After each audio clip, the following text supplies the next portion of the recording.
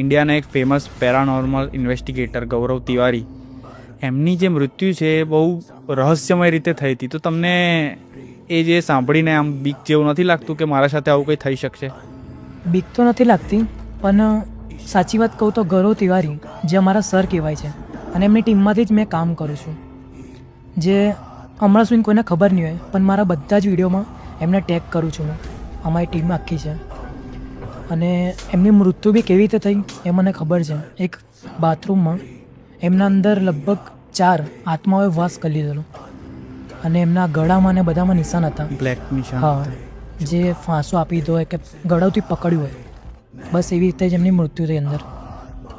એવો કોઈ કેસ ખરો જેમાં નાના બાળકોમાં ભૂત પ્રેત આવી ગયું હોય એવું કંઈ? નાના બાળકોનું ભૂત પ્રેત એટલે એ બછુઆ કહેવામાં આવે છે. બચુઆ. હા, જે અમુક લોકોને ખબર હશે કે બછુઆ એટલે શું કહેવાય. જે ગૌરવ તિવારીએ